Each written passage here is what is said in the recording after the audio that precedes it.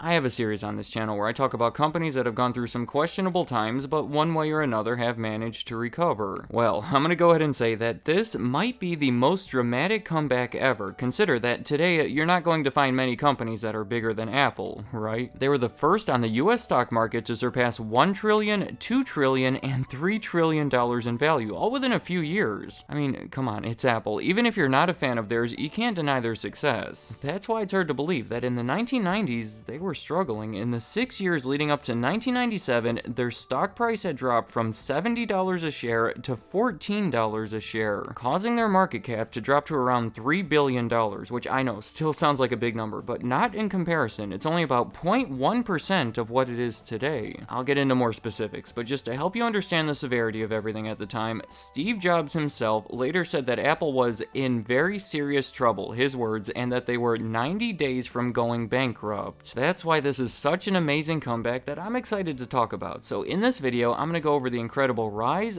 fall, and rise again of Apple. The company was famously started in the 1970s by Steve Wozniak and Steve Jobs. See, early in that decade, the two had already worked together in this sketchy business where they would make and sell these blue boxes that would somehow hack into the telephone system and allow you to illegally make long-distance calls for free. They only sold a few hundred of them, making a few $1,000s in the process, but it was a valuable experience for them. Steve Jobs said that it helped teach him how impactful an idea can be, and even went so far as to say that Apple would have never existed otherwise. So a few years later, they reunited to start a new business that would sell their newly created Apple I computer. It wasn't exactly a computer like you would imagine. It was more like a kit that came with the circuit board, and then you would have to add your own parts to it. At first, it was just a hobby for Wozniak, but then Jobs convinced him to make a business out of it, where they would build and sell them out of his garage. To make money for it, Jobs sold his Volkswagen van, Wozniak sold his expensive HP calculator, and they were able to raise about $1,300 to get things started. They set the selling price at $666.66 simply because Wozniak liked repeating numbers, and they eventually sold a limited run of only 200 of them around the San Francisco Bay Area. The main issue with the Apple I computer, as you might see, is that it was not very user-friendly, to say the least, because unless you were really computer savvy, you had no idea what you were looking at here. So for their next product, they set out to make something with a much wider appeal, something that was intended for the everyday consumer, and that product was the Apple II. To this day, one of the most important computers ever created, and it was like the big break for Apple. Unlike the others that you would typically see on the market at the time, the Apple II didn't require assembly, it came in a plastic case, it had color, it had sound, and it wasn't nearly as intimidating. For those reasons, they had no trouble selling it, to a point where it's commonly credited with jump-starting the entire personal computer market. By the end of its run in 1993, it's estimated that they sold well over 5 million units. For funding this time, they brought on a retired marketing manager from Intel named Mike Markula, who bought a third of the company for $250,000 and later became CEO and chairman of Apple. And then later on, for further funding in 1980, they raised over $100 million with an initial public stock offering and then another major offering the following year. Apple started the 1980s with some potential missteps like the Apple III, who suffered from thousands of defective units and recalls, and Lisa, the business computer that may have been a little too pricey. But the most notable introduction of the decade, of course, would be the Macintosh. It was unique in that it featured a graphical user interface and,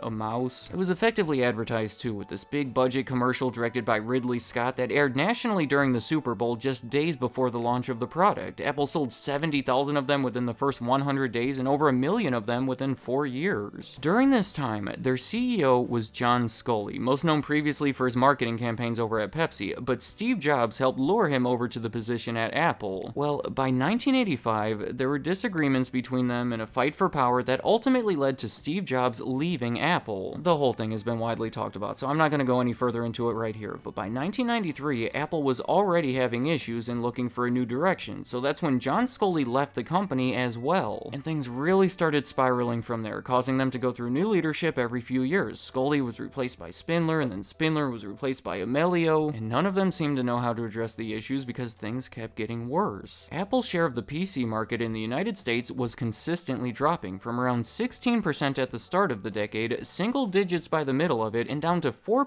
by 1997. And then many other products that they launched outside of the PC market were also having their own issues, causing further damage to their reputation and hurting their finances.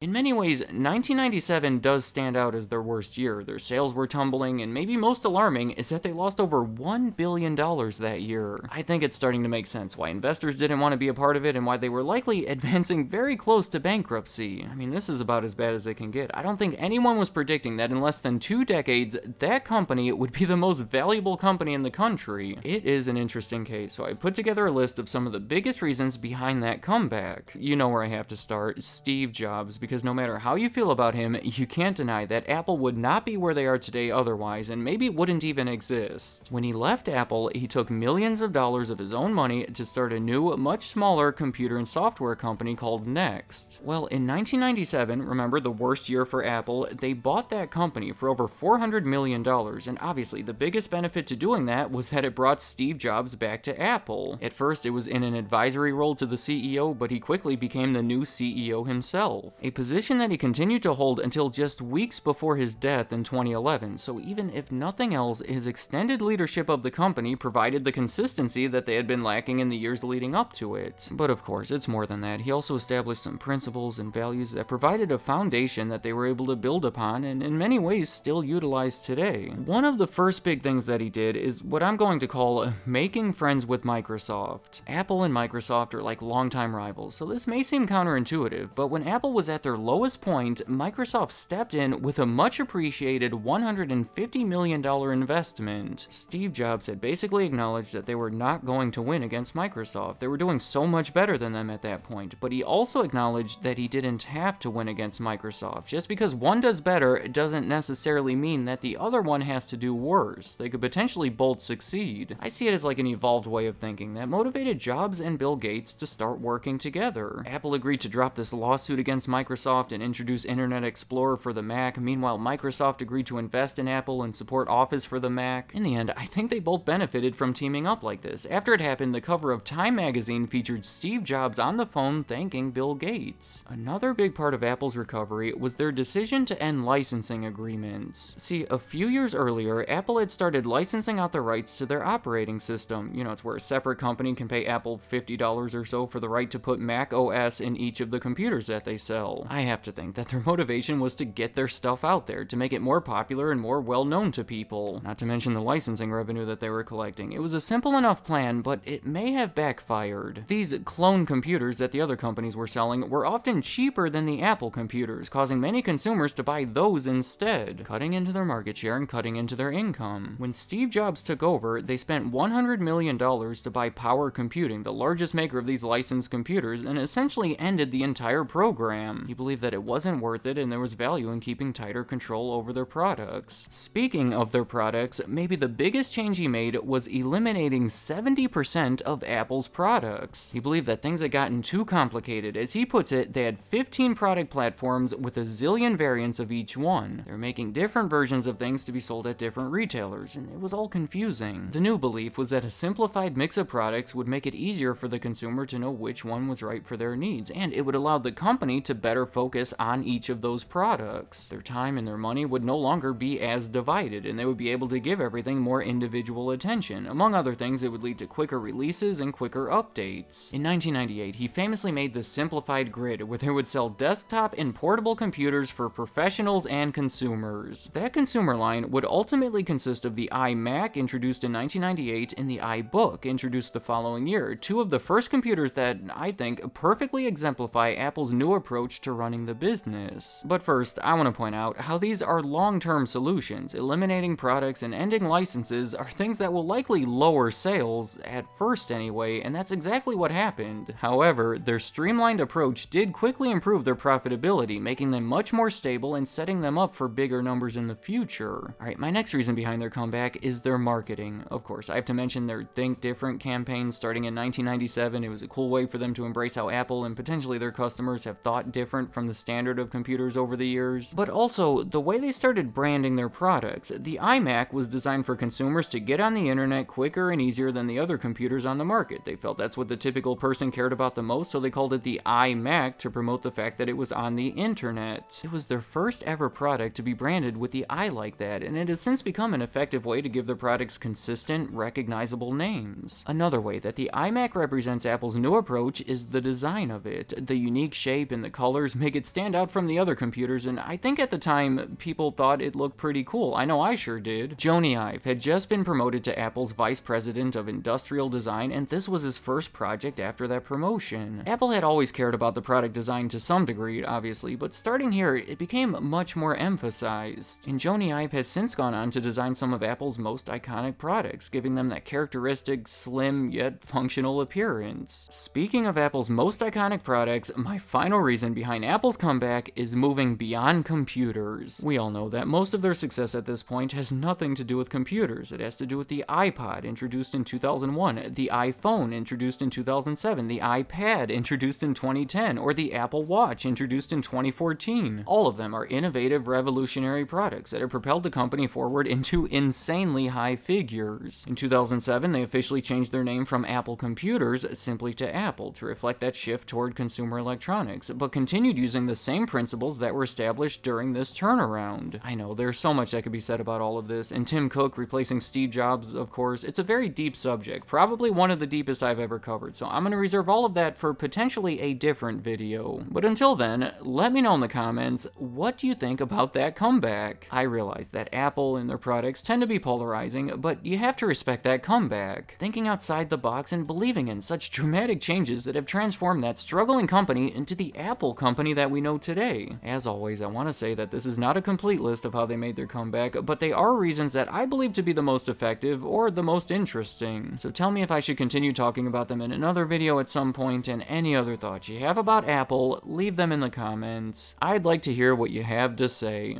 Thank you for watching.